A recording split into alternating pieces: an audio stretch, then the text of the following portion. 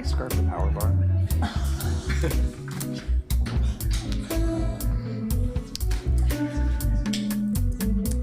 You good? Oh, yeah. Okay. For my first time as a city councilor, they gave me the gavel. Good afternoon. I'm calling the meeting of the Homelessness and Housing Committee to order. It is Tuesday, March 11th at 12:05. Diego, can you please call the roll? Ryan. Murillo. Here. Zimmerman. Avalos. Dunphy. Here. And Claire, will you please read the statement of conduct? Welcome to the meeting of the Homelessness and Housing Committee. To testify before this committee in person or virtually, you must sign up in advance on the committee agenda at portland.gov/council/agenda/homelessness and housing committee or by calling 311. Registration for virtual testimony, information on engaging with the committee can be found at this link. Registration for virtual testimony closes 1 hour prior to the meeting. In-person testifiers must sign up before the agenda item is heard. If public testimony will be taken on an item, individuals may testify for 3 minutes unless the chair states otherwise. Your microphone will be muted when your time is over. The chair preserves order. Disruptive conduct such as shouting, refusing to conclude your testimony when your time is up, or interrupting others' testimony or committee deliberations will not be allowed. If you cause a disruption, a warning will be given. Further disruption will result in ejection from the meeting. Anyone who fails to leave once ejected is subject to arrest for trespass. Additionally, the committee may take a short recess and reconvene virtually. Your testimony should address the matter being considered. When testifying, please state your name for the record, and address is not necessary. If you are a lobbyist, identify the organization you represent. And finally, virtual testifiers should unmute themselves when the clerk calls your name. Thank you. Thank you, Claire. Today, we're going to be focusing on two presentations. One, hoping to get us a deeper understanding of the intergovernmental agreement between the city and the county with relation to what's formerly known as the Joint Office of Homeless Services, Department of... Homeless Services Department. It's not as nice of a name.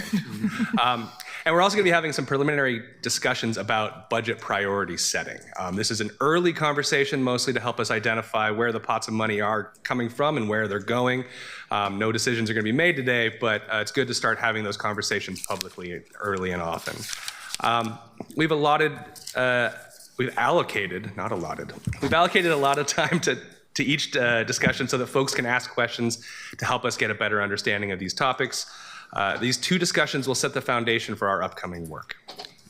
Diego, can you please read the first item? Item 1, Homelessness Response System Intergovernmental Agreement. Thank you. For our first item, we're going to hear a briefing from the Portland Solutions team on the city and the county IGA.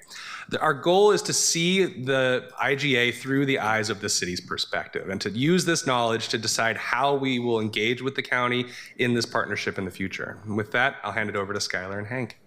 Thank you, Chair Dunphy and councilors. For the record, Skylar Brucker-Knapp, Director of Portland Solutions. We have Hank Smith, the Deputy Director of Portland Solutions, here to run the slides and answer questions, as well as members of the team behind me. We've been asked to share information on two different topics today, but we're starting with a walkthrough and discussion of the Homelessness Response System Intergovernmental Agreement, or IGA for short, between the City of Portland and Multnomah County.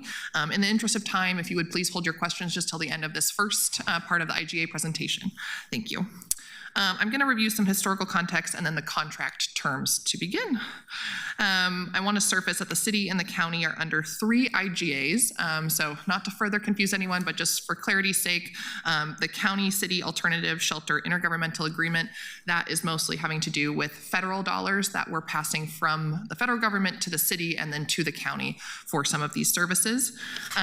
The Emergency Shelter Expansion Intergovernmental Agreement, that second one you see on the slide, and that has to do with state funding as well as SHS dollars passing from the county to the city. So just for clarity's sake, we are talking about the third bucket here, which is the Homelessness Response System Intergovernmental Agreement. We think of that as the large overarching homelessness agreement between the city and the county.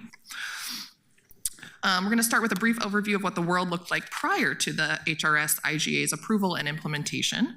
Prior to the IGA, the city was concerned about a number of issues, including lack of control, how money was spent, what money was spent, lack of quality control in operations and implementation, incomplete data and lack of access to data, lack of governance that provided no seat at the table for the city, non-prioritization of city action items, lack of city access to county programs, and a lack of coordinated strategic plan between the city and the county to combat homelessness collectively.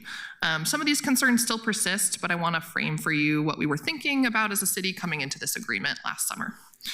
In discussions with the county, we knew that we wanted an IGA that supported a plan of action concerning homelessness response.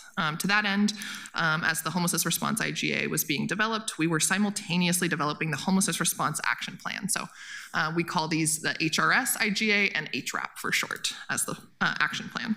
Some of the key considerations in this development were a by name list of homeless individuals in Multnomah County, something Councilor Ryan has been advocating for a long time, that built for zero approach.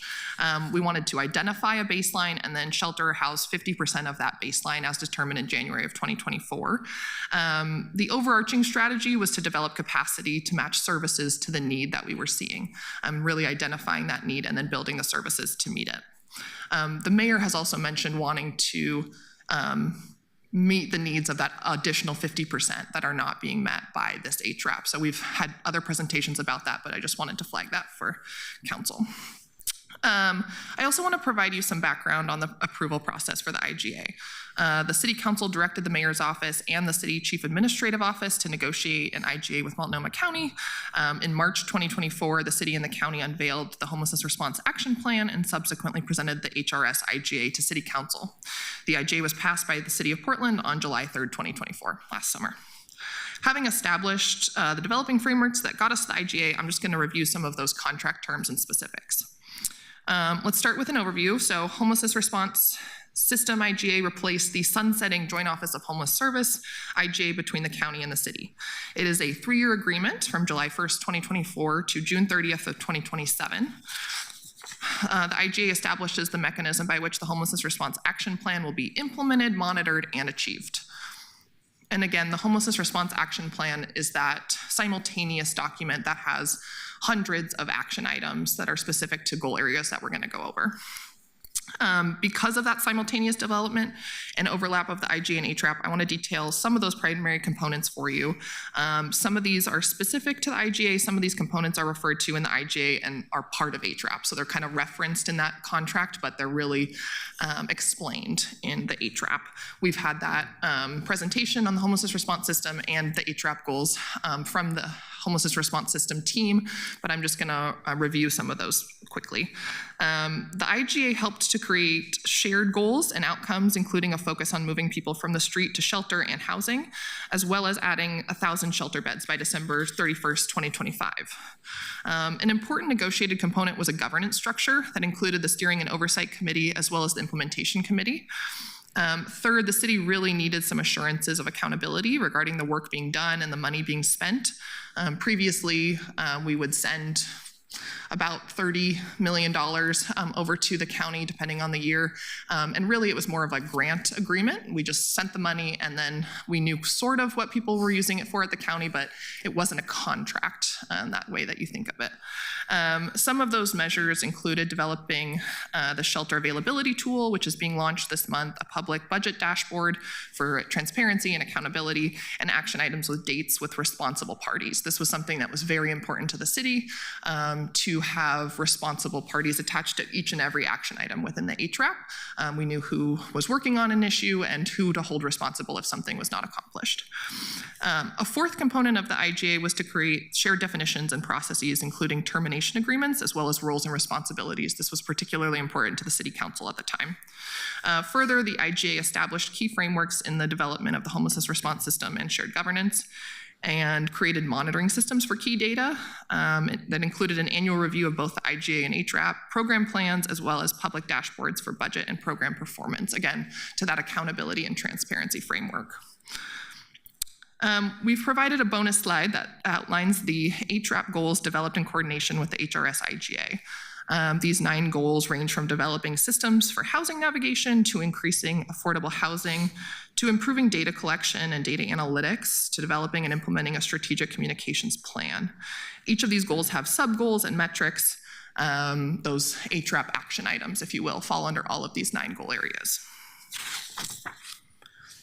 With that overview in mind, I've selected some important items to update you on regarding the IGA and its current progress. Next slide, please. Thank you. The transition of city alternative shelters to the County Homeless Services Department has been delayed based on a mutual agreement between the chair and the mayor.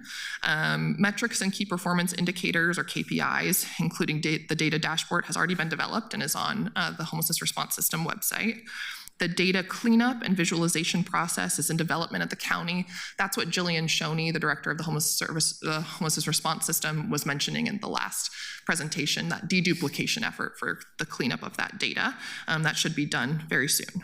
The governance structure is in place.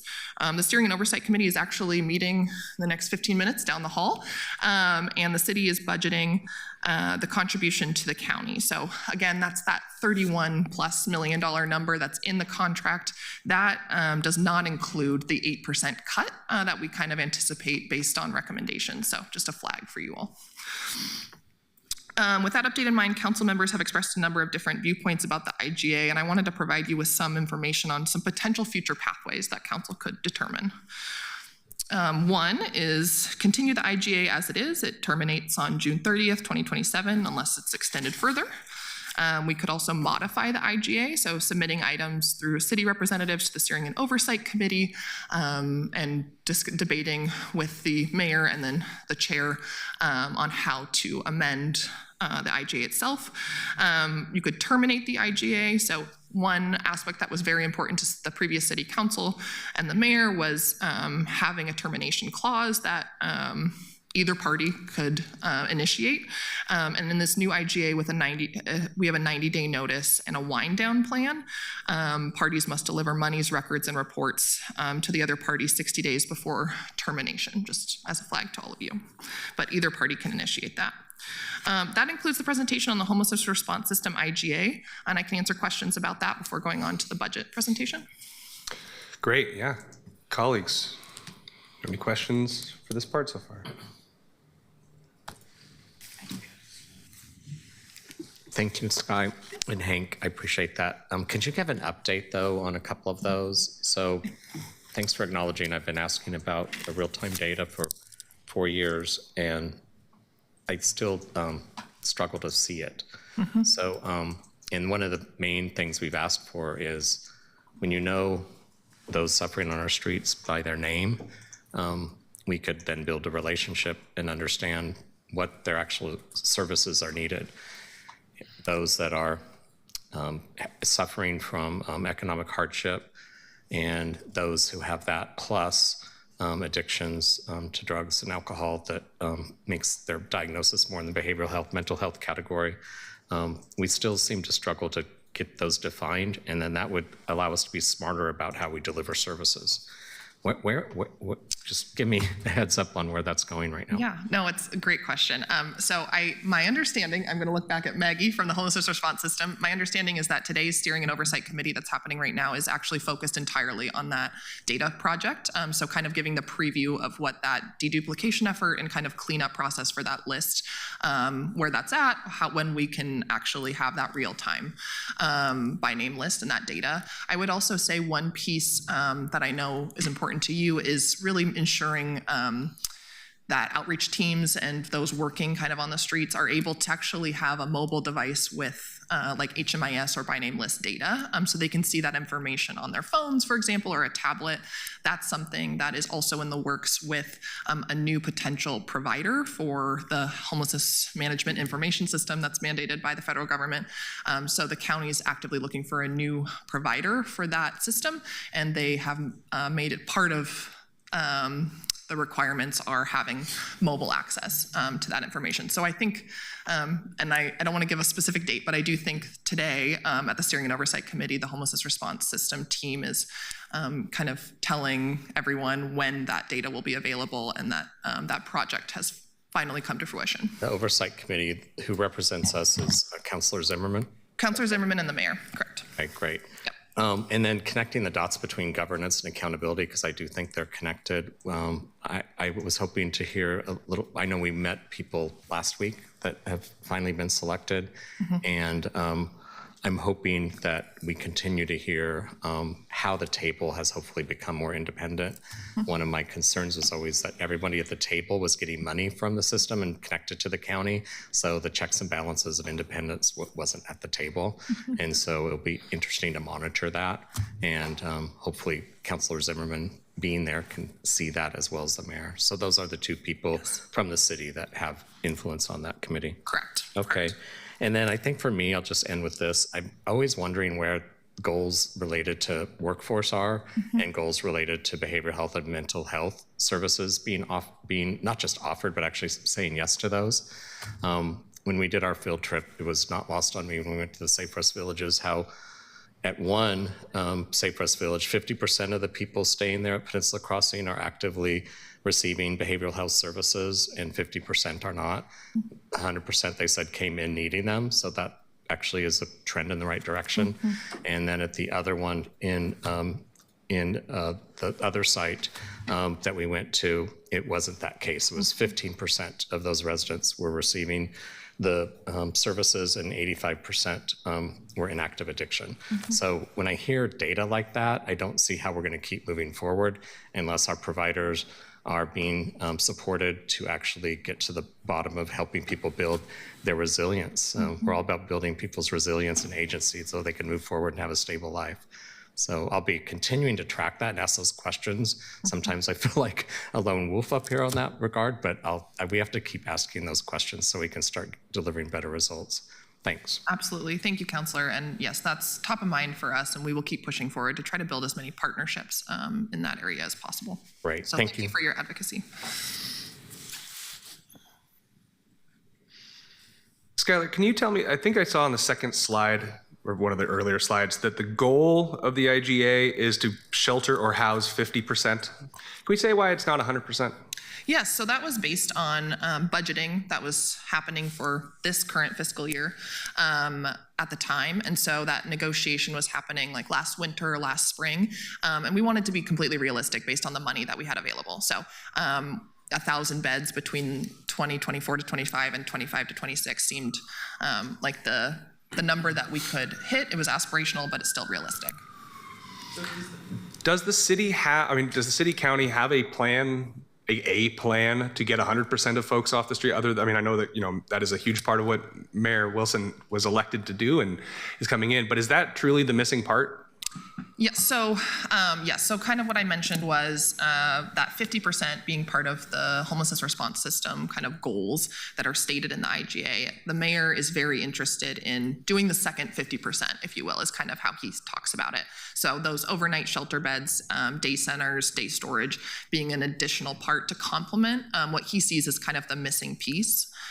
For that plan. I do think he's also interested in developing that in partnership with the county and the Steering and Oversight Committee, and kind of bringing those pieces to that committee, which is the entire point. Is it's not supposed to stay static. We're able to add goals, amend goals, change based on new information. So I think that will be something he is bringing to the Steering and Oversight Committee in the future, but is something we are actively working on, as you all have seen, just with our incident command system, and kind of the Portland Solutions team is bringing on additional shelter beds. Thank you. Yeah. Can you talk a little bit about the slide that said that there was a delay right now in the transition of city alternate shelters transitioning to the county? How delayed are we? And do we feel like even though we are behind, there is still a path forward to that transitioning? Yeah, great question, Chair. So we are not transferring July 1st is basically the decision that has been made. Everything else, I think, is under discussion for what happens next. The IGA mentions a transfer of July 1st of 2025. The chair and the mayor collectively with the Portland Solutions team and the Homeless Services Department have decided not to transfer as of July 1st. The chair and the mayor will have to determine when and if that happens. I think we are working every day with the county and with the Homeless Services Department to ensure that our teams are actively engaged in kind of co-managing a lot of those pieces, frankly. I will just say the Homeless Services Department this winter and spring was not fully staffed in their alternative shelters team, and so truly did not have capacity to take over, 8 more sites and to manage those. So I think that's something that this council and the mayor will have to determine what they want to see kind of going forward. What we have decided is that for the next fiscal year, the city will continue to manage those operations in partnership with the county, but that's what's happening as of now. Is the transition supposed to be simply management side of it, or is it also financial? So the IGA speaks to operational control and then operational cost. I think Tony Garcia is here online from the city attorney's office, but we understand it to be both, like responsibility of operation and then cost if we were to transfer. Because we're not transferring, there is some ambiguity there, and the chair and the mayor are in active discussions about what that looks like. I think you all have seen some slides about we'll go into the budget next, but carryover from the city, as well as $10 million from county general fund that's been promised, as well as some potential state or metro kind of funds. Yeah, I'll say I like that we are eventually moving that direction, and that is the right answer for us. I'm pretty concerned that we're this delayed this quickly into an IGA. The responsibility for staffing up the alternative shelters staffing on the county side was the responsibility of the county to make sure that was done. And now it's on the city to continue doing something that we probably shouldn't. I mean, we're doing well, but maybe we shouldn't be doing in the first place. So I have some continued concerns about that. Recognizing this is we don't want to hurt any of our colleagues' feelings. You had laid out some options for us with regard to the future of the IGA. From your professional perspective, is the IGA? I mean, is there? What should we be doing? How should we be thinking about this? Obviously, it's not perfect, but I also don't believe that there's a scenario where we can do this on our own. How are you and your team thinking about the current IGA as it, with regard to telling us what to do next? Yes, yeah, it's a great question, Chair. In my personal opinion, I think it's better than what we had before. And I'm going to always strive to improve it. I don't think it's a perfect contract. I don't think it's a perfect relationship. But I think every day we are striving to partner because we have to, as you mentioned. There are just different systems and different funding streams. We provide different services. And so I think we need to work together. We have to work together. And I think it's a better system than we had. Having a governance structure, having an opportunity to bring new goals or change goals to the table. Tomorrow, for example, the city administrator and I are meeting with county officials about our budgets and outlining kind of the different pieces that we're walking into for the chair and the mayor's proposed budget, our general fund constraints, those types of pieces. That did not occur previously. We did not sit side by side with our finance teams and really open up our books, so to speak, on a lot of these pieces. That's a huge improvement. And so I think it's boring maybe as like a contract, but it fundamentally changed our relationship for the better. Again, ways to improve always. But I think for right now, this is working decently well. And I think there are ways to improve it, and we've set up those mechanisms. I also will just say from a legal perspective as a lawyer, it's makes me very happy that we both have the opportunity to terminate, which previously we just did not have. I think both parties should be able to get out of a contract if it's not working for them, with due notice, obviously. But I think that's a huge improvement as well. Wonderful. Colleagues, any other questions? Thank you. And Co-Chair Dunphy, or Vice Chair Dunphy? Yeah, thanks for chairing today. I wasn't sure either. It made me want to follow up on something that you had said. Now that I know there's a delay, does that mean the site specifically that Urban Alchemy is overseeing? No, so that's for all basically 8. Peninsula Crossing will obviously be sunset at the end of this fiscal year and become a housing project. And Sunderland RV Safe Park, we're kind of keeping as a separate decision package I'll go into in the budget overview.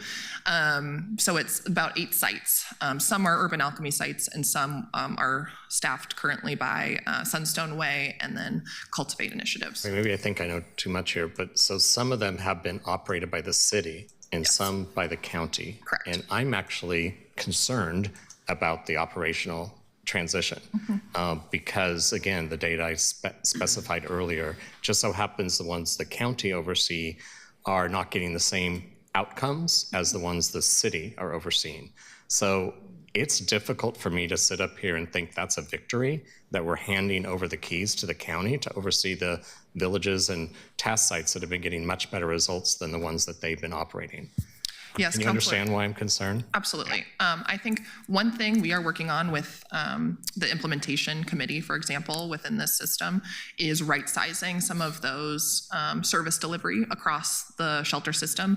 We also just finished a request for proposal for alternative shelters, day services, as well as overnight shelters. So we went through the procurement process to be able to manage those providers directly. We're going to be renegotiating those terms for those sites, and that's absolutely top of mind, is service delivery at those sites, metrics, how we can deliver better results at all the sites across the board. And I think it will also create more efficiencies and right size kind of what's being delivered to any participant at those sites. The culture that I notice, I'll just say this for the record, difference is, for example, the Urban Alchemy sites, you experience staff who have lived experience of being homeless, of being drug addicted, and are in recovery. And I really think that goes a long way to why they can meet people where they are, not leave them where they are, but actually help them build their resilience and build their agency. And until I start to see that same culture of the county operational sites, I'll continue to have indigestion over thinking this is a victory. Absolutely, Counselor. And I welcome any advice or proposals from council and from the mayor on how to move forward. That is open-ended. That is a decision. I do think it's improved. I think our roles and responsibilities finally got more clear. I think those could have been in place no matter if we had a so-called partnership or we were operating more like two partners that have roles and responsibilities that keep their money differently. But I just want to acknowledge as you move on to this, that has roots in the SSCC. That was a grand bargain in 2021 from the ARPA money, and we did it in the bump with the county to build these systems. So I know that we have new names and logos, but I just want you to hear that we had that root of that back in 2021. So absolutely. Yeah, thanks. Thank you, Counselor. Okay.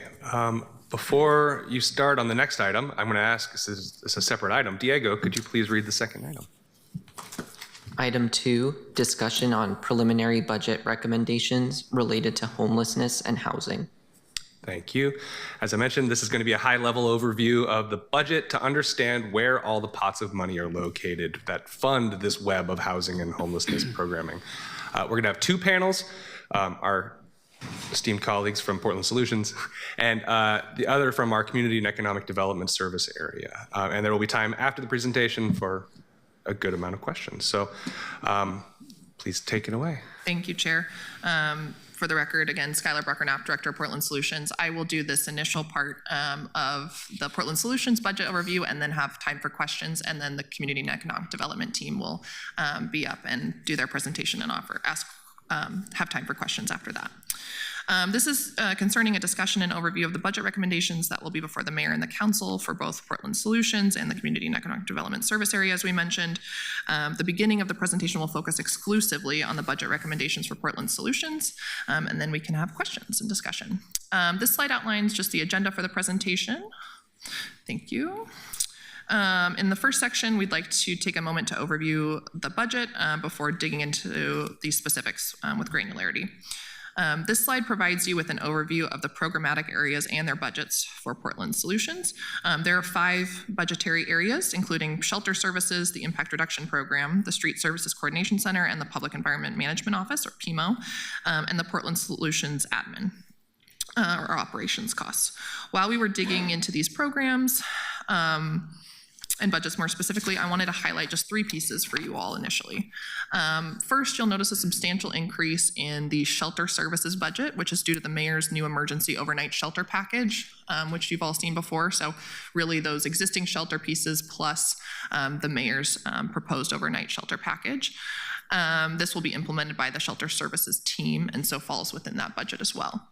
I also wanted to note the decreases in the IRP and PMO fiscal year 25-26 budget asks, but those numbers are due to underspending in previous years, and that underspending was carried over into the current fiscal year in last fall's supplemental budget, which is driving those differences. So we're kind of right sizing back to just the actuals in 25-26. There's a slight increase in the Portland Solutions administration budget to support 1 FTE limited duration admin support specialist position. We're going to get into the specific decision packages that will be in front of the mayor and council. You might have seen in Administrator Jordan's recommendations. The first decision package for your consideration is a continuation of operation of the city's alternative shelter sites.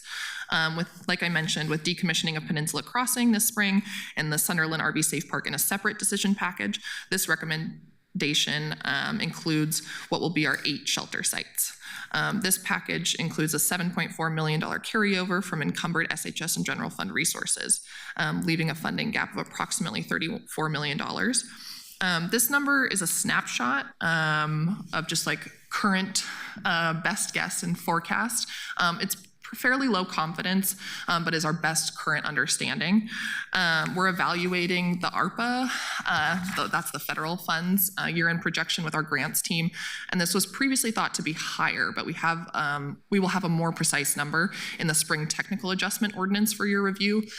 Just to flag, I previously have presented where we said we thought there'd be about 11.4 million in carryover. It's looking to be about 7.4 million. Again, we'll have a better precise number during the spring adjustment. But really are getting kind of different forecasts at different times, and we're trying to drill down on the precise number. We're working to close the gap in a number of different ways, including funds from other agencies, Multnomah County, Metro, the state, for example. Thank you. The second decision package is for the continuation of operations at Sunderland RV Safe Park. This was a priority that was called out by many members of council. Working with our partners at PBOT and the Port of Portland, we were able to secure a lease for PBOT's operations, allowing us continued access to the Sunderland site itself. The site serves unsheltered individuals living in RVs and provides them with a safe place to park their RV while being supported by wraparound services.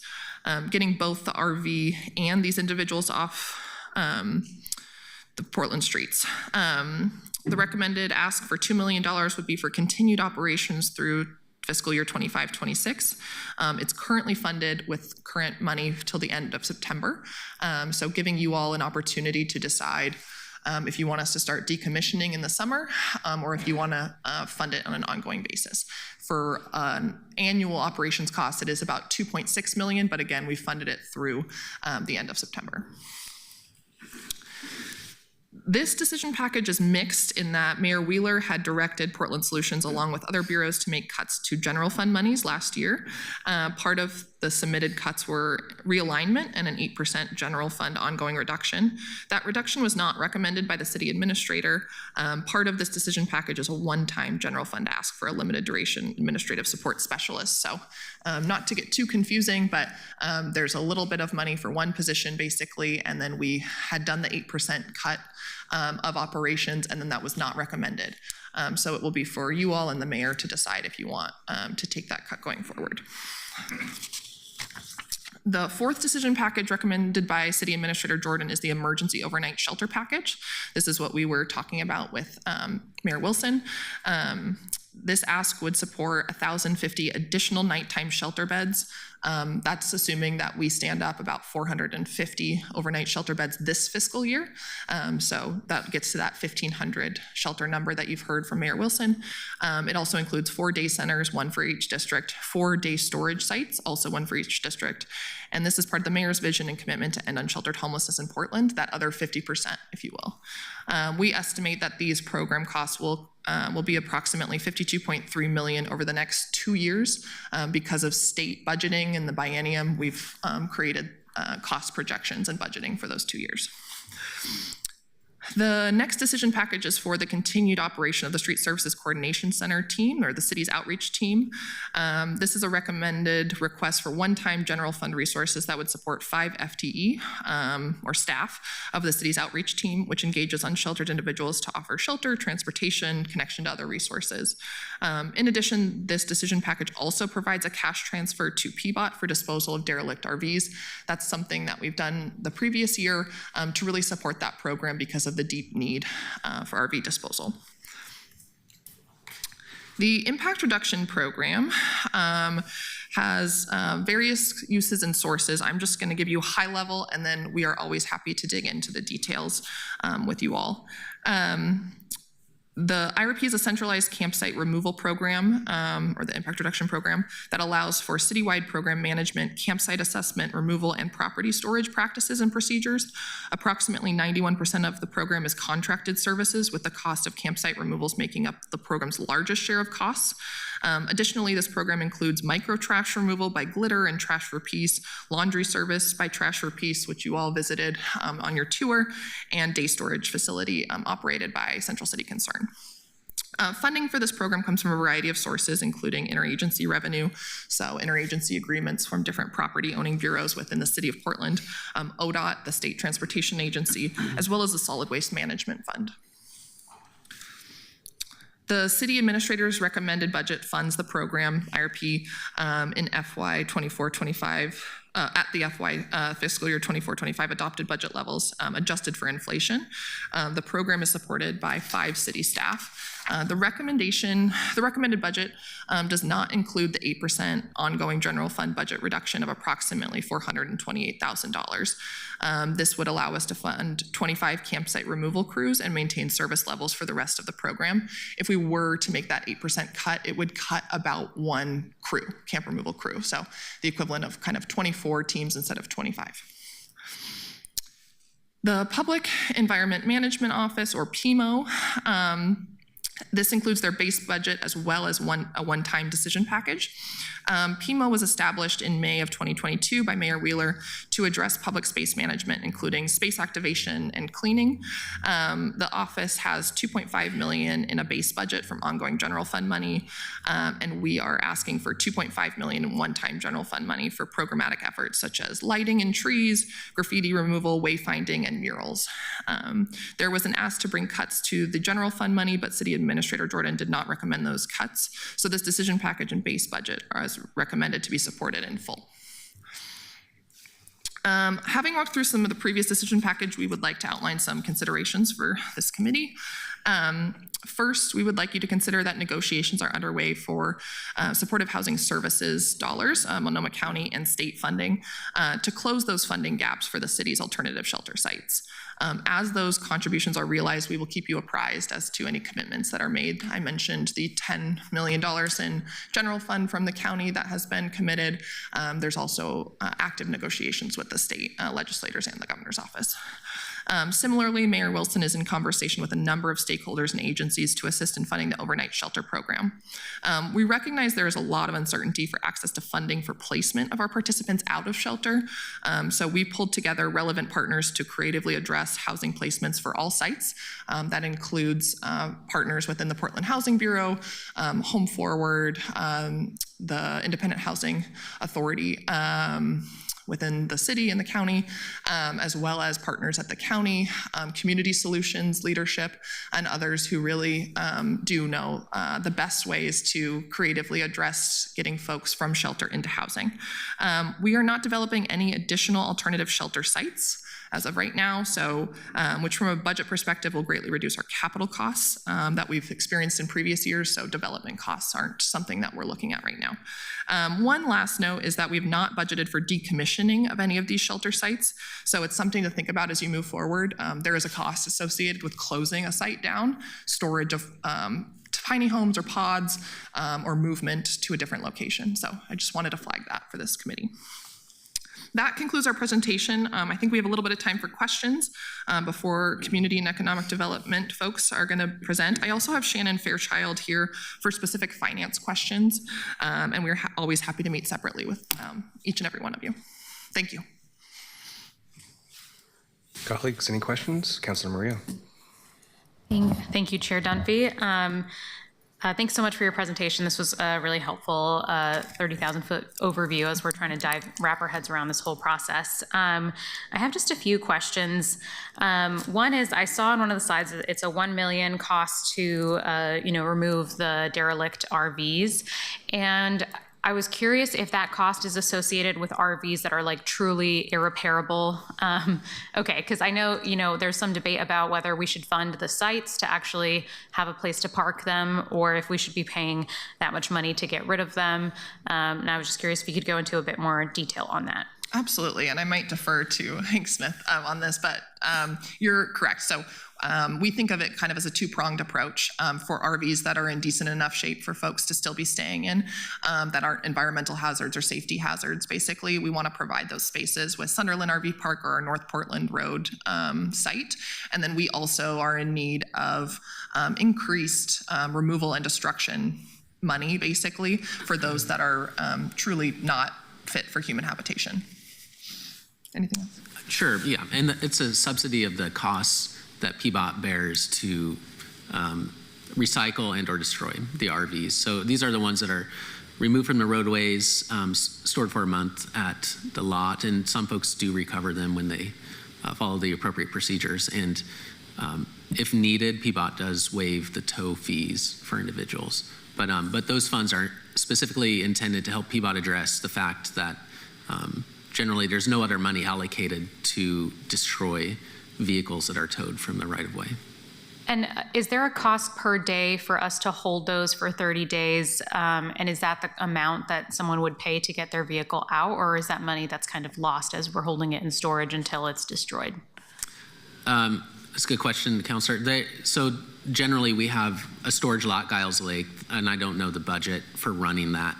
So I couldn't evaluate on a per vehicle basis, but when there's overflow, we pay $25 a day, I believe, to certain towing companies to store vehicles for us. When somebody recovers a vehicle, generally they're paying for the towing fees, not the storage lot fees, per my knowledge. Gotcha, thank you. I'm also curious if at some point as a council and maybe this is a later time, not anything I expect you to have in front of you right now, but if we could get an analysis comparison of what the budget is going to look like if, I'm thinking about the federal government is going to probably cut, they've already started to cut off a lot of funding for our partners who provide housing, either long-term, short-term, some shelter, some actual apartments, that sort of thing. And we're in the process as a council of listening to the mayor's desire to build and expand new shelters, while also I'm thinking about all the employees and all the infrastructure that might be lost if the federal government has its way.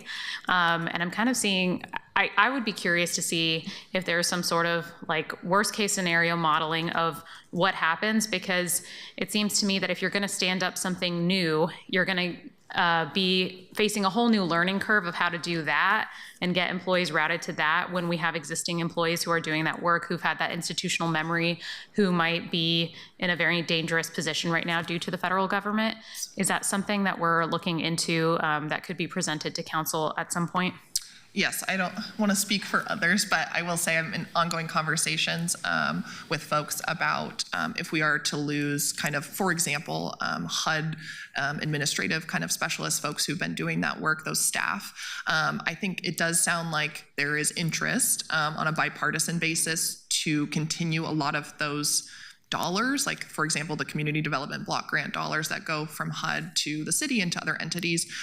There is Republican support in budgets for those dollars. However, if you don't have the staff necessarily to manage those funds, I think that's when exactly what you're saying comes to fruition. So really understanding how best to apply for that money, go through those processes without having substantial amount of administrative help and support that we have had in the past. I think that's something I'm particularly worried about. And so we are talking actively to our different government partners and our federal affairs team within the Office of Government Relations on how they see that process moving forward. I think there is a real possibility, just from kind of whispers and indications, that we will not have staff necessarily to oversee that funding, even if we have the dollars. So it could result in delays. We have to really be proactive, I think, in putting out applications now, going through those processes in the most efficient way possible to support those teams who really will likely face some cuts. So it's not my area of expertise, but we are talking to all the folks who are engaged in that process every day. There's amazing folks at the Portland Housing Bureau who've been working with those funds and those teams for a long time and have a lot of that institutional knowledge. Thank you, Skylar. I appreciate that. Yeah. Councilor Ryan. Yeah, real quick, I want to make sure I tracked what you were saying about the budget in terms of our mayor's doing a great job of being persuasive, it sounds like, with other government entities and even those in the private sector. And so we look at the numbers we're looking at now doesn't include those promissory notes, if you will. Correct. Okay. Correct. So I think as we go through this this budget journey, how will we be able to get updated information on that?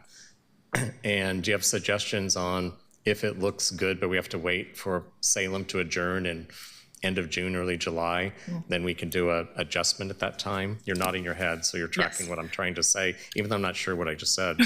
You're completely correct, Counselor. So I think we put in those decision packages, which I think is really helpful, just clarification. So we put in those decision packages based on everything we're going to need. So this is the need. I am trying very hard, and so is the mayor, to cut down that need based on conversations with other governments and other potential funding sources. So it will reduce that amount, basically, but we wanted you to know kind of the full picture that we were budgeting for. And then we will reduce that amount based on commitments from other jurisdictions. I will try to figure out maybe the best way to update you all, I don't know, every couple of weeks maybe, or every week.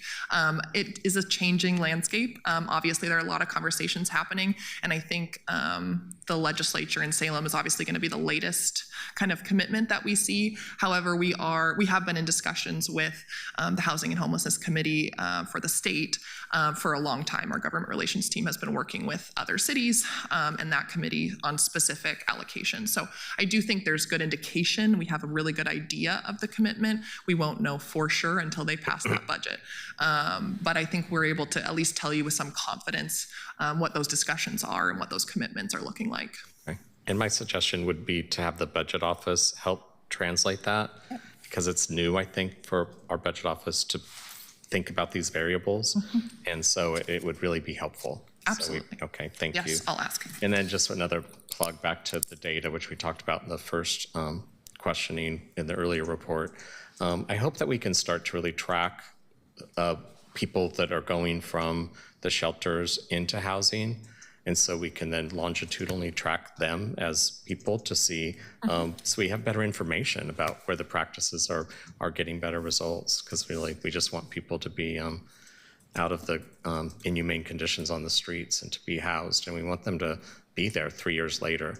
And it's been hard to ever track the success of that through a longitudinal lens. Absolutely. And I think until we get that into the ecosystem of this, it's going to be more difficult for us to make smart choices. Yes, absolutely. And something that the Steering and Oversight Committee is really particularly interested in, and what works well, how people can stay housed once housed, all the services kind of required for that. And I think there's just room for growth in terms of case management services and kind of on-site services for a lot of these housing locations. I think it's one where in theory, we've all been excited about it for 4 years, but I haven't been able to ever track the actual action and see those inputs being acquired, and then we could actually see outputs that have validity to them. So I just hope the culture can continue to take that on. Absolutely. And I think Really helpful. quality data will be a huge part of that. And so I'm really hoping that we get this initial data project completed so we can see what we're working with and then see where we need to maybe add some data points to at least follow that. We're in that Built for Zero community, and I know we've been slower than most cities across the country to embrace it. So hopefully they can keep learning from partners who are doing the same work in other cities. Absolutely. And we just recently met with the Community Solutions Leadership Team, and they had a few different cities that they kind of pointed us toward for exactly that. Lessons Good. learned, and Denver, for example, is one that is doing some really interesting work and just gave us kind of the do's and don'ts of what they've seen in the last year. Thank you very much. Thank you. Skylar, I think the work that you all are doing is amazing. I think the individuals doing the work across the city and each of these projects by themselves are the kind of work we need to be doing. But I also am really concerned about costs. And I'm noting, I note that in this work, relatively very few city employees or county employees are doing the work, and a lot of it is contracted with nonprofits, which have enormous overhead. A previous city council hearing, Councilor Green pointed out that there were over 100 people in executive roles. On that chart that was shared in a previous thing, it showed that we were spending roughly $375 million on a homelessness response, 150 million of which went to executive or administrative costs. Is this the model we should be pursuing? Should we be having a more fundamental conversation about the cost of the work and who is actually doing it? Yeah, I think it's a great question, Chair. So I would say that conversation is actually taking place right now and is something that we are watching, frankly. And I do think it depends on what you're talking about in terms of contracted work. So, you could say that somebody's administrative, but they're actually an outreach worker. You're paying staff, but they're actually doing work on the ground. It's not somebody sitting in an office who's kind of managing a contract. So I do think there's an important difference and distinction that we need to draw in terms of who's doing the work, what work they're doing, and then how you differentiate that kind of from a budgeting standpoint. But one thing that I'm particularly interested in right now is working with kind of our shelter services team on this request for proposal that we just received. So different contracted providers who we can now, from a city perspective, manage directly. As Councilor Ryan mentioned, we've done a good job of managing Urban Alchemy. It's our only direct contract we have. I think there are efficiencies to be created in terms of managing from a city perspective and then contracting, but you also have to hold that accountability with the contracted provider. And not all contracted providers are created equally. And some are more expensive than others for different reasons. And are they spending that money the way we want them to spend it? Are they spending it too much on overhead? Or are they spending it on case management, which is something we really value from a provider perspective, at least at a shelter. So one thing we're looking at is where could we streamline maybe some of these services? Where could contractors grow and learn? We stood these up pretty quickly and we've learned a lot. And I think that it's time to renegotiate contracts. This mayor is very interested in streamlining costs and services and really looking at it from almost a business lens of how we deliver the best results possible at the lowest cost. So that's something our team is actively working on right now. And I think there's a lot of opportunity there. And so with this budgeting process, we've given you kind of what we need. I'm hoping I can maybe cut that down a little bit. So we're looking at that right now. I will just say from a different perspective, the Impact Reduction Program has 5 FTE and they run an incredible program. It's very efficient. They've really worked out a lot of kinks. And I think there is a benefit there from a legal perspective, frankly, liability, and contractors that we've worked with for a long time who actually adhere to a lot of our settlement agreements, state, city law, that it can be pretty confusing and difficult. And so there's a lot of other reasons besides cost that I think lend themselves to contractors. Okay. I will say, I feel like we need to do a better job in general, at the very least, explaining to the public what they're getting for their dollars. I mean, I think you're totally right that some of those folks are categorized in this spreadsheet as admin, but they're out there doing the work face to face, helping people who desperately need help. We need to be able to demonstrate the value of what we're showing. And right now, I think to the average person watching this at home, it just feels like enormous piles of zeros for a situation that often feels like it's not getting better. And also hearing that our stated goal is 50% reduction, that doesn't feel good. And I know that there is really good work, and I know that there are really good stories to be told, and we just have to be really thoughtful about how we're presenting our information to the public so that we keep the goodwill of the people. So, Absolutely. Councilor Ryan. Just wanted to acknowledge, thank you for this great report. The other members of your team, I see a few there. If you could, Hank, Brandy, could you all stand up and be seen? Because you're part of the team that we've been talking about the whole time. Raise your head up high, Lucas. There they are. Hey, thank you for your work. Absolutely. Thank you all. Thank you. And thank you for all the hard work you guys are doing. Thank you. Truly. We appreciate it.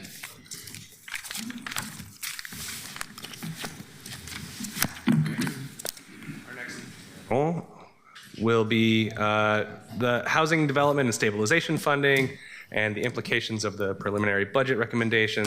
I'm going to turn it over to Deputy City Administrator Donnie Oliveira. Thank you, Chair. Good afternoon, councilors. Donnie Oliveira for the record. Let's let my team get up here. And I think we get the deck going too, please. Oh, thank you. All right, so Chair and councilors, so for today we're going to, as requested, highlight some of the items in the city administrator's preliminary budget recommendations and how they relate to or impact housing in Portland. And given a lot of the questions we've been receiving lately, given the zeitgeist with the federal government and our own budgets, we also thought it'd be prudent to provide a broader context for you and the public, which will focus on funding and other financial realities related to housing production that may not necessarily directly be resolved in our budget, but are certainly material to the housing crisis and what we're solving for. So we're gonna touch on that, and also Director Hiswick is also going to dive into some of the federal funding elements. So let's do that. Next slide. Are we good? Okay. Thank you.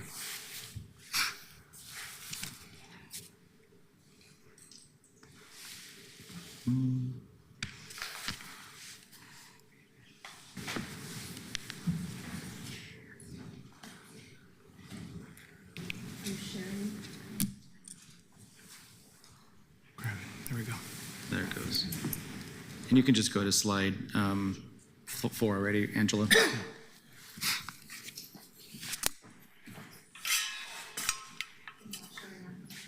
Yeah. Can you just go to, yeah, there we go. All right, so let's talk about housing production for a moment. Again, it's been talked about quite frequently. So just to not bury the lead, most of the housing that gets built in Portland does not receive financial support from the city. In fact, we rely on the private sector to finance and build a majority of the housing in our city, and that's pretty standard. That's not unique to Portland, but often we put a lot of pressure on our public sector dollars to do a lot of lifting.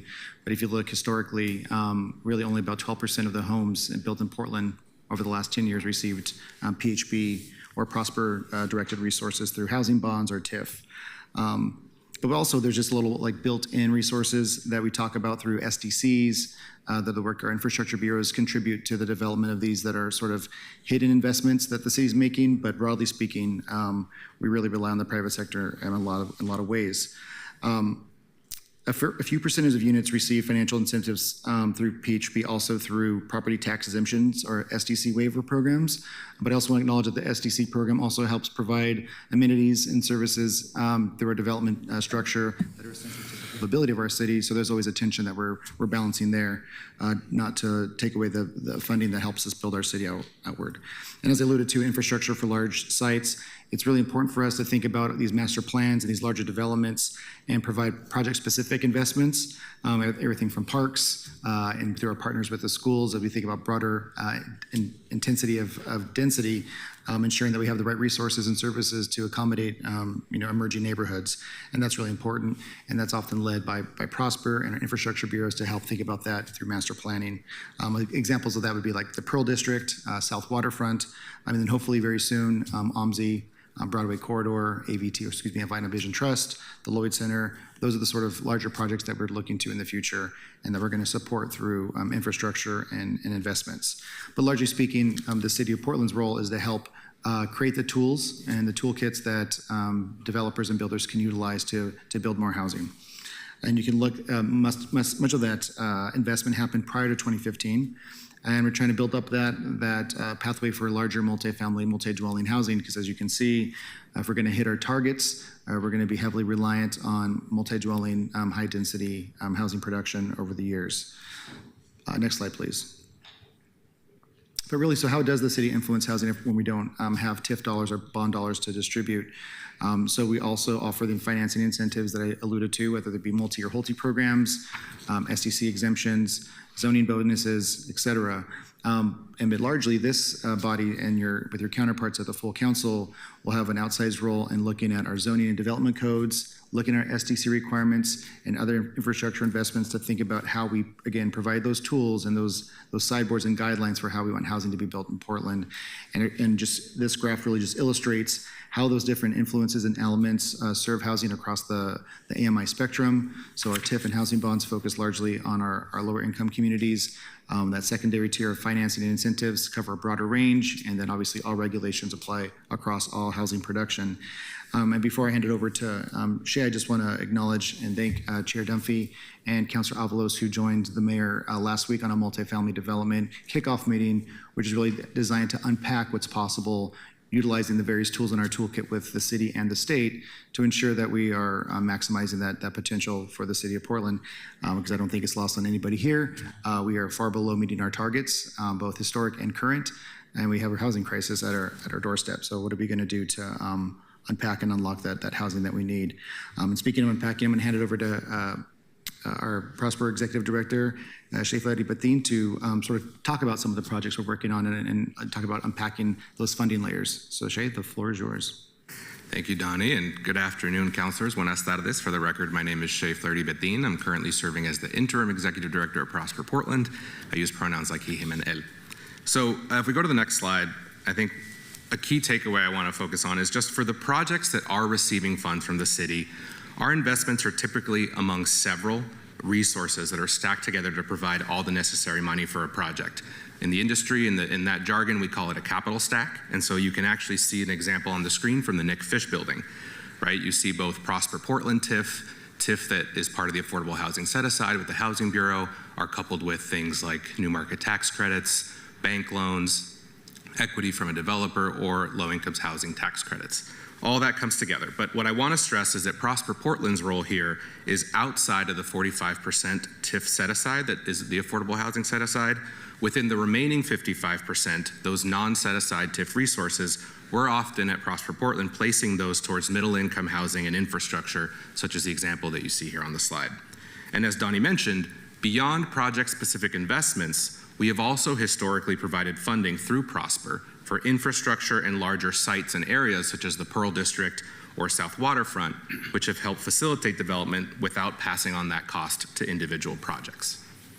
If we go to the next slide, a lot of information here on this slide. I just want to point out the key takeaway is that for the next few years, we have very limited funding to support middle income housing, very similar to our peers in the Housing Bureau.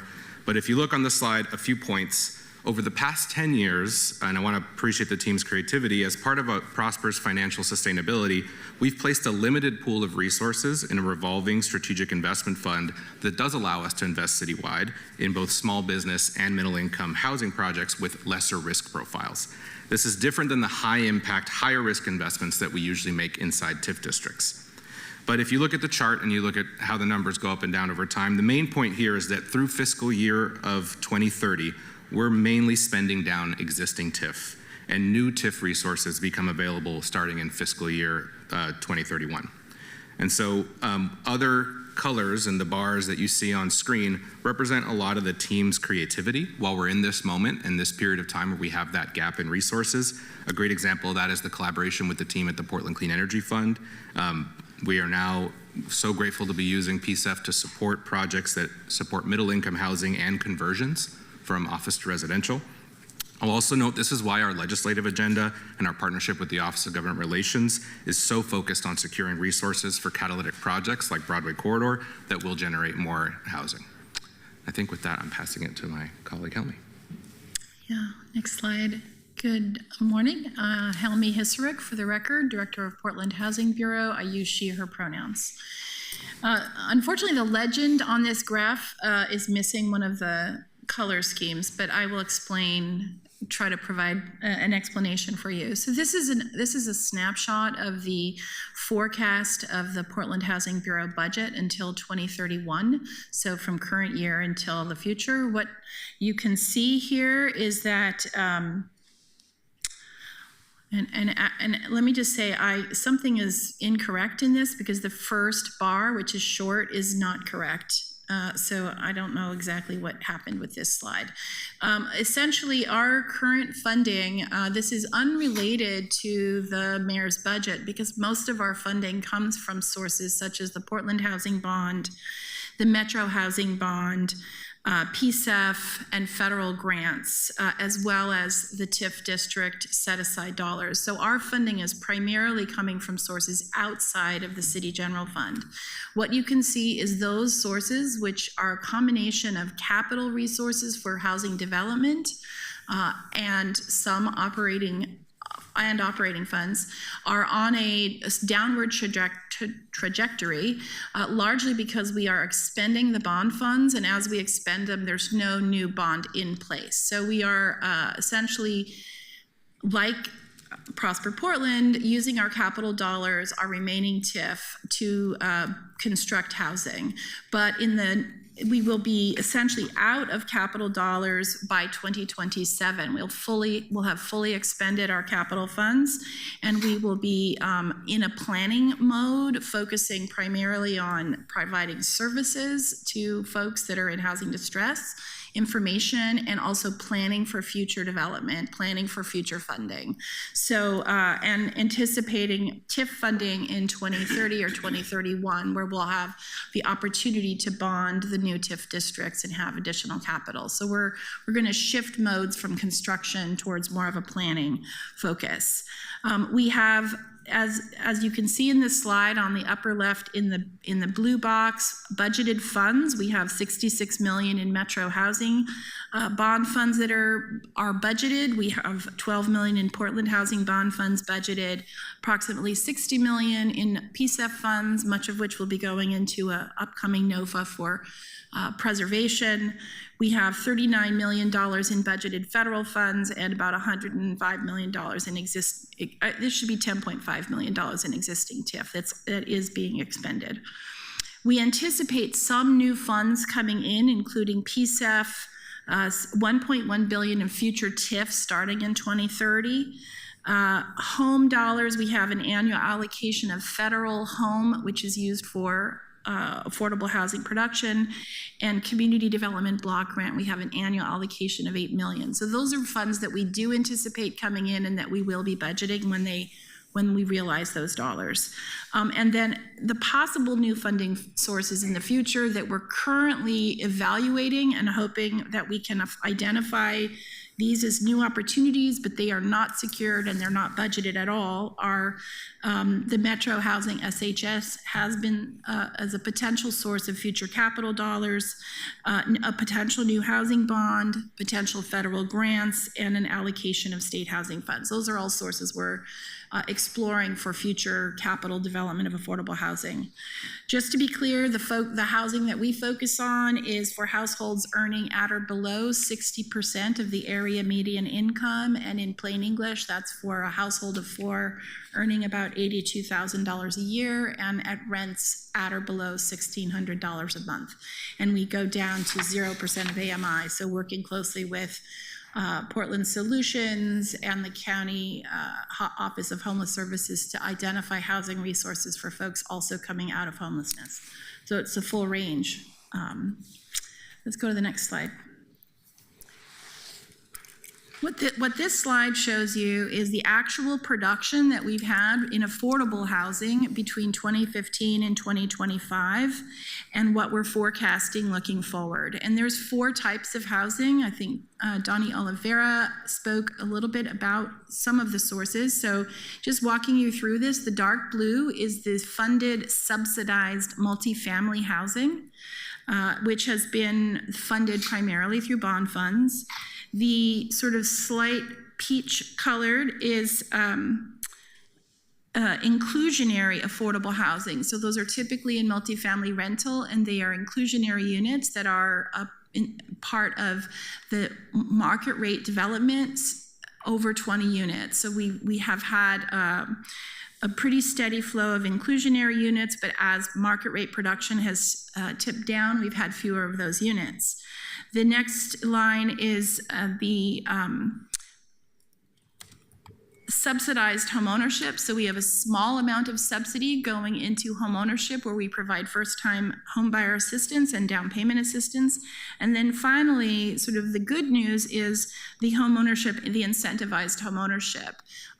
In partnership with the Bureau of Planning and Sustainability, who's been working on middle housing zoning, the homeownership incentive programs, which is known as typically HOLTE, which is home ownership limited tax exemption, as well as some SDC fee waivers, which we process.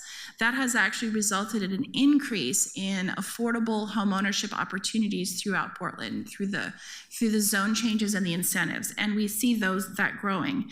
So just in a nutshell, the average production for the past 10 years for all affordable housing has been about 778 units a year. We have a production target or a need of about 1,500 units a year. So we're meeting about half of the need. And we are currently forecasting, without any new funding resources, about 425 units a year into the next 5 years. Most of that being homeownership incentives, which are actually slightly higher than our 60% AMI. So it's a little bit more, but we're excited that we will continue to incentivize affordable homeownership. We anticipate about 185 units of rental housing in future years without any additional capital. And then lastly, I'll just walk through briefly on the federal funding. Let's go to the next slide. So on the federal funding, Portland Housing Bureau currently has a budgeted $22 million in federal funding. We have a total of $39 million forecast over the next 5 years. So we anticipate additional funding that's not budgeted for this fiscal year to be coming in over the next few years. At this point, we have not seen any reductions coming into the federal funds. We are tracking it very closely with our other federally funded partners throughout the region.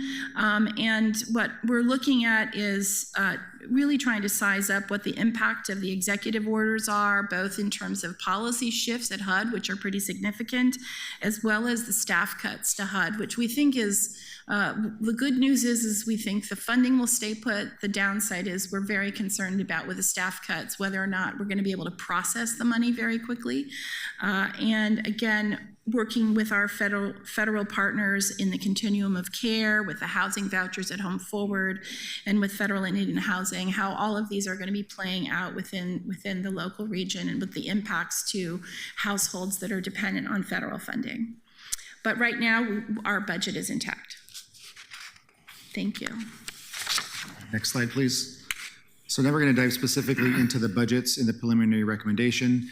As a reminder, in the fall of #24, Mayor Wheeler directed service areas to put forth reduction packages of 5% and 8%. For this service area, we actually held PP&D, permitting and development, harmless from that cut, given the forecasted revenue shortfall, which we're going to talk about in a second. So Prosper, BPS, and Housing graciously absorbed, which was approximately $180,000 into their cuts.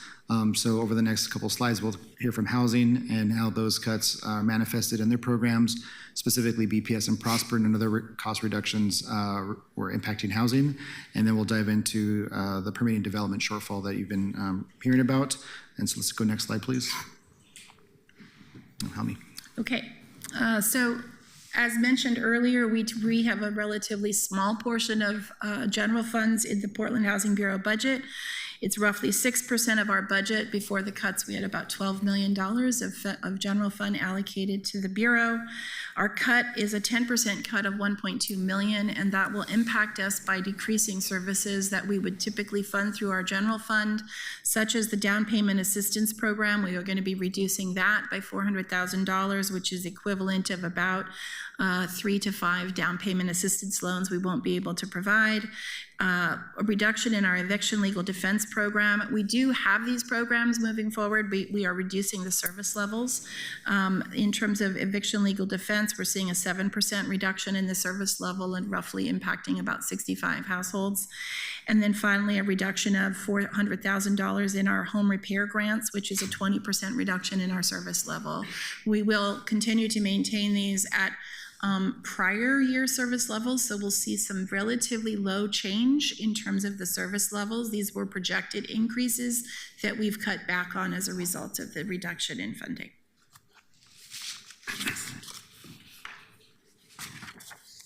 Next slide, please. All right, I believe this one is mine. Good afternoon, councilors. My name is David Kuhnhausen. I'm the interim director of Portland Permitting and Development. Excuse me. As many of you have heard via our briefings, and I want to acknowledge that District 2 has not yet had that briefing yet, but we will be meeting with you tomorrow. And as Donnie alluded to, this bureau's funding is 98% based on fees that we receive from the development review process. So only 2% of our fees come from the general fund. This funding model has allowed this bureau to build a pretty healthy reserve during times when there's significant development through the city. Conversely, this has also meant that we operate below cost recovery in times when there's a downturn in construction activity. During these times when there's slow activity, we utilize our reserves to ensure that our staffing level is commensurate with our permit volume and that public-facing services are maintained, and especially those that we provide to the public free of charge. As you can see in this graph, after the 2008 recession, starting in about 2013, we saw a significant increase in development. Portland became one of the hottest cities in America to build in, and at one point in 2017, as I'm sure you all read or saw with your own eyes, there were over 20 cranes on active construction sites throughout the city of Portland. During this time, our revenues and our reserves grew pretty significantly. However, we hit a peak in about 2018, and by 2020, we started to draw on those reserves more quickly as development activity slowed due to the pandemic. After the pandemic, there were issues that we're all well aware of: high interest rates, low property values, low investor confidence, and a pretty negative perception of Portland as a place to build that have kept Portland from bouncing back as quickly as we thought and hoped that it would. So since that time, PP&D has been maintaining core operations largely through the use of those reserves. And although we put into place a number of cost-saving measures, we're currently on track to fully exhaust that fund by fall of 2026. Our current revenue levels are nominally about the same as they were 10 years ago. And although we've raised permit fees several times, the cost of providing services is much higher now than it was in fiscal year 2014-15. This is mostly driven by higher labor costs, and as we look forward into the fiscal year 25-26 and beyond, PP&D and the city are going to continue to face rising costs in this area. So again, 98% of our revenue comes from fees, with general fund making up the remaining 2%. That 2% goes specifically to neighborhood inspections, noise, and the liquor program. While we have received some infrequent one-time general funding, the Bureau has not received any ongoing general fund assistance for any permitting functions since fiscal year 16-17. And that at that time, it was less than $400,000 that was devoted specifically to our land use services team. Since then, no ongoing funding for the Bureau. Next slide, please. Our financial advisories expect the construction downturn to last through fiscal year 25-26. And as I previously mentioned, based on our current draw on reserves, we're going to exhaust our reserve fund around the same time that we start to see meaningful construction come back in the city of Portland. In order to avoid drawing our reserve balance down to zero, we need to reduce expenditures by approximately $16 million. Now, our Bureau's highest expenditure is staffing. And while we've eliminated vacancies that will save us approximately $2 million, that leaves a $14 million gap in expenditures that we need to reduce by in fiscal year 25-26 in order to meet 100% cost recovery. While we're in the process of identifying those positions currently, I want to remind council that we laid off 74 employees at the beginning of 2024. The current target to achieve 100% cost recovery is another 74 employees.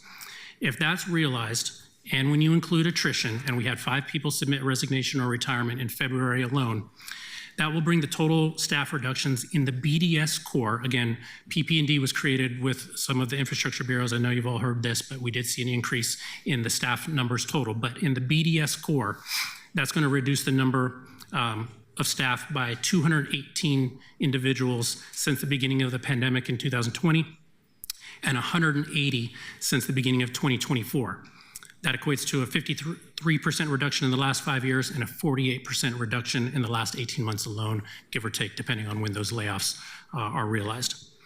While we have every intention to find ways to maintain high levels of customer support, a 48% reduction in staff in that period of time is very, very, very difficult to mitigate. Staffing reductions of this magnitude will absolutely be accompanied by negative impacts to permitting and inspection timelines, including the timelines associated with both multifamily and single-family housing development. It will impact our ability to respond to nuisance and housing complaints in a timely manner. It's going to impact our capacity to offer free services such as consultations with customers, 15-minute meetings, participation on technical advisory committees, so on and so forth. It will impact our turnaround times to respond to customer phone calls and emails. And there's a strong potential that it's going to eliminate entire programs, as well as many other impacts. So again, we have not identified all the positions at this time, and we're going to have a better sense of the impacts when that's complete. But I don't see a scenario where service deliverables are not impacted. We will need to engage in a collaborative effort to understand the services that need to be prioritized and retained, and communicate to the public where services are going to be reduced and or completely eliminated. So I want to thank you all on behalf of PP&D for the support now and in the future, especially so we can provide those essential services to the housing of development, shelters, and other supportive functions in the city of Portland. Thank you. One more slide. Yeah. I thought this was you. Yeah. So the last note, just want to flag, and I'd love to pick up the conversation about PPD again, is in the recommended budget, we had asked for consideration for an additional one-time general fund allocation to the permit improvement project. This is a team of individuals that's been working with PP&D, the infrastructure bureaus, BPS, and others to improve permitting processes, evaluate code alignment. Really, it was work that actually was initiated by then Commissioner Ryan when he was the commissioner in charge of BDS, to really contemplate how to improve our processes. So that funding runs out in June of 25, and so we were requesting resources for that. And a note, I want to thank the Housing Bureau for finding resources in a recent grant to fund one of those positions, but we'd love to fund 2 more for that continued work. Because I think it's really valuable to help reduce those costs that David was kind of alluding to from a process perspective. And I believe that is the last slide. Councilors, I just want to acknowledge, because it came up yesterday, related to PP&D and the fees related to permitting, another one of the committees is requesting that we come with other bureaus to discuss permit fees. So I think we'll be coming to the Transportation Infrastructure Bureau, Committee next month to have that conversation. And on that note, along with the consideration of the $60 million shortfall with positions, there are other levers to meet that gap. And of course, there's fee increase, potential general fund one-time solutions. And just as a note, this current fiscal year, general fund one-time is providing $2 million of support as we weather the downturn in permitting activity. And open to questions. Excellent. Thank you very much. Colleagues? Councilor Ryan. Thank you all. Great presentation. I wanted to actually zero in on the talented group of people who do the permitting work. How long does it take to train somebody in a position like that? That's a great question, and it does depend on the technical expertise of the staff, but 9 months at a minimum, and those more technical positions generally closer to a year, if not 15 months. So perhaps it was a different source of money, but I know that in 2021, we were facing a similar circumstance where we were going to have to lay off a lot of our professionals in permitting, and ARPA money saved us both to retain those positions for a couple of years. We hoped that Portland's reputation and investment portfolio would have increased by then. That was the hope. It kind of went the other way, plus market conditions went the other way. So things happen that you can't control on that one. But you really sold me when I was a commissioner in charge at that time about how long it would take, because I heard the stories with all the layoffs in the recession in the late aughts, and how devastating it was to get the culture back and up and running again to be more responsive. In fact, I don't think we ever recovered from that, hence the, I'd say, cross-sector concerns about the service that they were receiving. So it's difficult to digest how we will survive this current situation. But I can tell you that another committee wants to dive into this in the near future, and that's arts and economy, for reasons that I'm sure you can understand. So, when I'm listening in real time, fellow counselors, I'm realizing how a lot of our committees have overlapping concerns, and staff has only so much time. So I'm becoming in real time really sensitive to the capacity of these requests.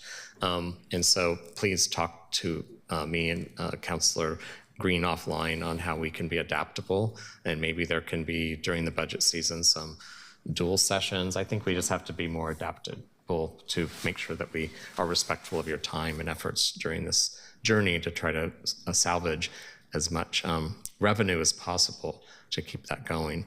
So I don't know where that will come from. I do have another question though related to that.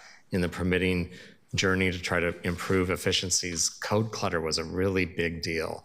And it was kind of the underwater issue that got surfaced during the task force. And the Bureau at that time, Planning Sustainability, just wasn't doing that work for a while, if you will. And once you stop doing maintenance, routine maintenance, we all know what happens. So it became a big headache. Do we still have professionals that are focused on that project? Because that's what was causing a lot of challenges for customers, is that we would pass more policy and they'd start overlapping and they would be like, which one is which? Like, how do I decipher this information? Yeah, thanks for the question, Councilor. So you're referring to RECAP, which was our regulatory improvement code project. I forgot the title. Yeah, and for about 4 years, the Bureau just didn't have funding for that. And so in 23-24, Council gave BPS one-time funds. So we rebooted RECAP, and RECAP 10 came to last year's council. And for this fiscal year, BPS just absorbed RECAP into their ongoing resources. So there's a RECAP 11 that's coming that council will consider later this fall. And assuming there's no further cuts to BPS, RECAP is an ongoing thing. And RECAP is really specific to Title 33. The Permit Improvement Task Force, team that Terry Thiessen leads, is also doing a code alignment project that is way more complex, because it brings in Title 11, 17, 24, 33, and tries to look at redundancy and conflicting code. And I think that will be coming to you all later this summer, the council, which with all those bureaus involved, it's going to be a big lift. But those parts are like, it's both looking forward at new code and efficiency, but also looking backward to do that cleanup is as part of the lift that we're focusing on. Yeah, it's reassuring. Yeah. Great. I have a number of questions. DC Oliveira, in your earliest slide, you said that 12% of the housing has a public nexus, or public funding nexus specifically. How does that compare to other cities? That's a great question. Helmy, do you have any thoughts on that one? I don't know the percentages, but it is not unusual that the vast majority of new housing is done by the private market. Yeah. It doesn't mean that's where the housing need is always. So that's one of the balancing struggles that we look at, is where's the need and what are we producing? Yeah, I'm interested, I guess, to have a good. I assume, obviously, government is funded off of taxes, and taxes are based off of economic development or activity, and so we are always going to be a small pie compared to the broader economy. I'm interested to know, I guess, are we getting our money's worth compared to similar sized cities, and are we spending our money well? Or are there ways that we could be getting, leveraging these dollars in different ways to at least get closer to, what would you say? I think we were at roughly 50% of our production goal of affordable units. I think, so very big picture, Portland is actually one of the highest producers of affordable housing on the west coast of the United States. When you look at the share of affordable housing as a percentage of overall housing, Portland is at about 8% of its units are restricted affordable units, whereas most of the major cities on the west coast of the United States are at under 5%, at or under 5%. So Portland is actually doing well in terms of overall production. That's great. In terms of are we using the money efficiently? I think the system in the United States has been oriented towards using the low-income housing tax credit model, which has a proven record of producing very high-quality housing, but there's a lot of questions about whether it's the most efficient way to do affordable housing. And I think that we're at a focus place right now with less capital to really open that question of, is there a way to do this more efficiently? And that seems to be a constant conversation taking place across the state of Oregon, and certainly within Portland and in the metro region. And I think there are opportunities for us to improve our efficiency. Yeah. And Councilor, just to add, the Housing Bureau was exceptional in the delivery of the housing bond. They over-delivered. So as far as how we're using our dollars, I think we're over-delivering. And then also, the 45% set aside for TIF is one of the highest in the country. So even that commitment that Helmy was referring to, we leave with our dollars, and that's an example of how we do that. Well, that's a great cue up for my next question, because if I remember correctly from the slide, it was about $1.4 billion bonded over a 30-year period for all of the TIF districts. That works out to be about $20 million a year for affordable housing at 40, rough math, but I'll just Shay, note, please. the 1.4 over the 30 years is net of the housing set aside. Right, and that is my ultimate question there, is that I saw on one slide it was net 1.4, and the next slide it was 1.1 for applicable, which means it's For affordable housing, set aside. Sure. 45%. Within the 1.4 billion, we are still able to place that towards middle income housing. That's great. But talk to me about admin fees. I think I read that 25% of the admin, of the cost of the TIF district goes towards admin between Housing Bureau and Prosper, and I'm interested to know how that's broken down. Well, on one hand, I'll look to the team to get us some more information, but I'll just tell you off the top, that also varies throughout the life of the district. Okay. So early on, when you need a lot of engagement, you need a lot of staff capacity to do the initial, what we call the action planning, right? And having the community leadership committees lead and staff those action plans. So those financing costs are a higher percentage in earlier years. And then in later years, as you have the preponderance of TIF dollars come forward, that percentage goes down. So that includes financing costs as well as materials and services. But thank you. That's good to know. With regard to Housing Bureau specifically, we got a good slide there about what a 10% cut would look like.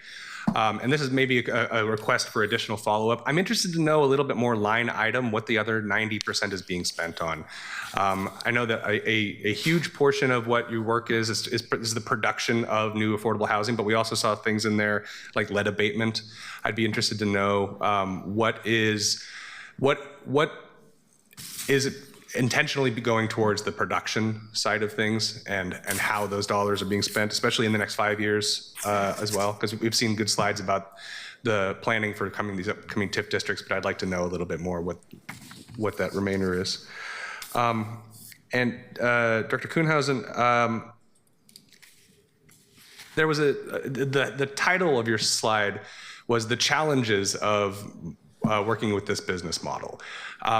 Does that imply that this is not a best practice nationally? I would say it could use an evaluation of what is best practice nationally. It's clearly not working in the city of Portland. And historically, prior to 2008, it probably did.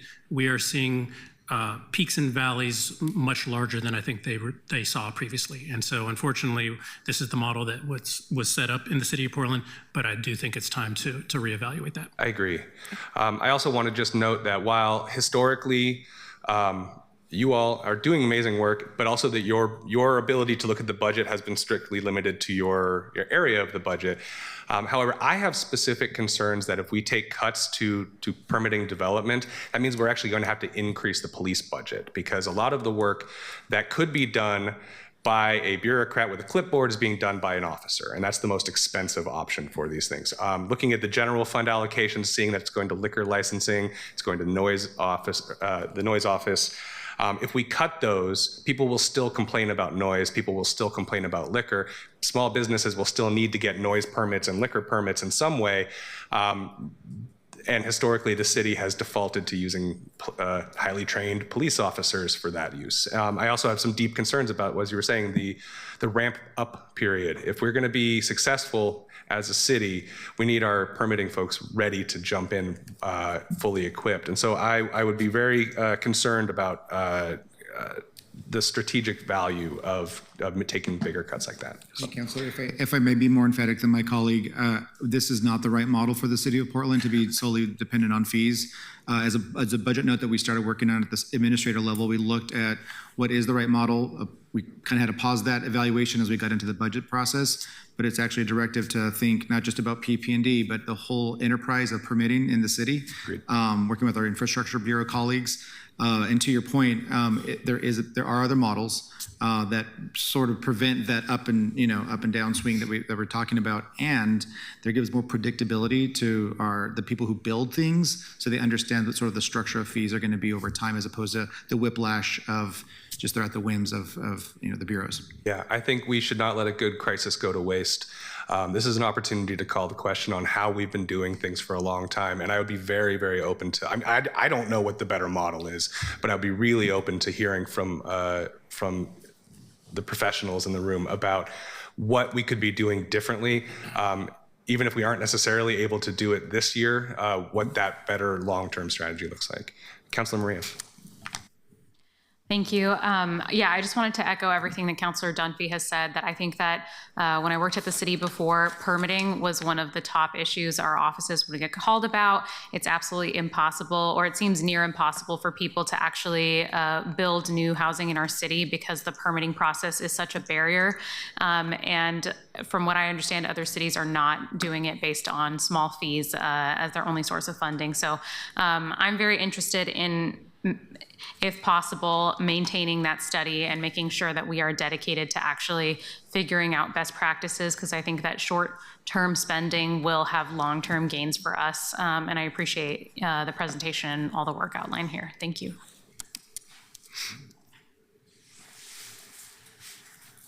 I completely agree with everything you said and was actually trying to get on that earlier. And again, we projected that the economy would boom back, and so that didn't happen. And so here we are again. So this is our third time that we've been here in 20 years. So yeah, we have to look at a different model. Okay, thank you all very much. Thank you. Colleagues, that concludes our presentations today. I have a few announcements before we adjourn, but I want to see if Councilors Ryan or Muriel had any other closing comments. No, great. So a few closing announcements. At the next meeting, we're going to be having our second hearing on Councilor Maria's algorithmic devices ordinance. And we will also be hearing about a social housing policy being brought forward by Councilors Green and Avalos. Reminder that we changed the mandatory 2 readings in committee standards, so items can now pass through on 1 reading in the future. But if a policy needs more work, the committee can always require it to come back for second meetings with more information requested by the committee. So in other words, as we navigate the beginning of actual policy making, let's have some grace for creating processes, norms, and standards as we go. Councilor Avalos will be sending us some homework soon, so stay on the lookout. And with that, I will adjourn the meeting of the Homelessness and Housing Committee. Thank you.